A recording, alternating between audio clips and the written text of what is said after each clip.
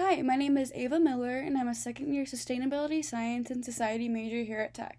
This research project aims to understand a community's response to a proposed wind generation project in Lawrence, Michigan. It focuses on the role of community engagement in the decision-making process, why the community opposed the project, and ultimately why it failed.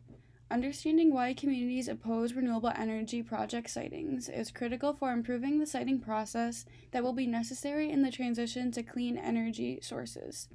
Reducing greenhouse gases is essential to lowering the impact of climate change, and since carbon emissions generated by burning fossil fuels is the largest contributor of greenhouse gas emissions, transitioning away from fossil fuels to more renewable forms of energy would greatly reduce greenhouse gases.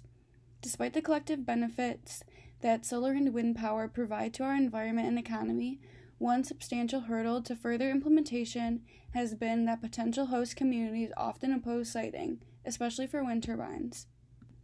On the poster, the timeline is showcasing the main events and changes that transpired for the duration of the Summit Lake Wind project. In late 2017, Renewable Energy Systems, or RES, proposed to build 30 to 50 wind turbines and a substation transmission line in Lawrence. And by mid-2019, RES announced that they are no longer pursuing the project for financial and logistical reasons, since the project was pushed back because of the community's opposition. This research project was looking to answer two questions. Why did the community oppose, and how did community engagement influence the siting decisions?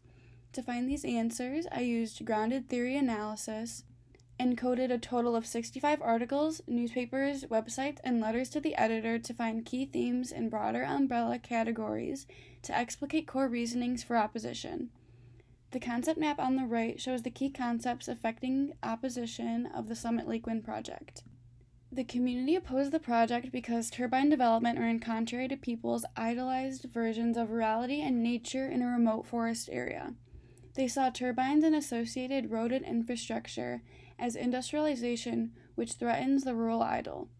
The community also feared negative impacts to the local economy, especially tourism based on outdoor recreation and scenic beauty, as well as concerns about equity and trust in the corporate owners related to poor transparency and engagement.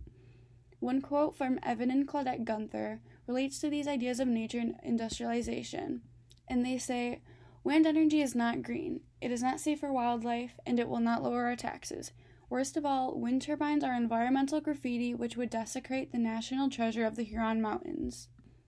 Another quote from Steve Fair addresses his concerns for the local economy and says, "If you take away one of the main attractions of this area, then how many people like me will decide to not locate here or move and spend their money elsewhere? What impact would that have on the local economy?"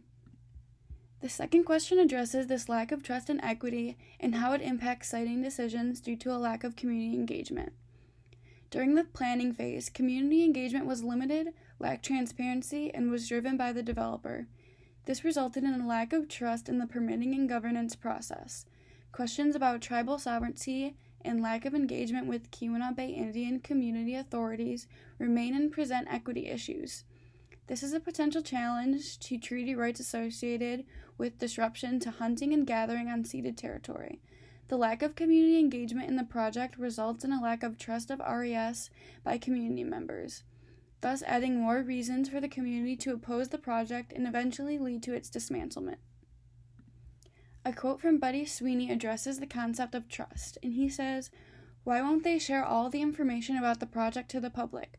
We all know RES has a plan in place and knows all of the details of the project.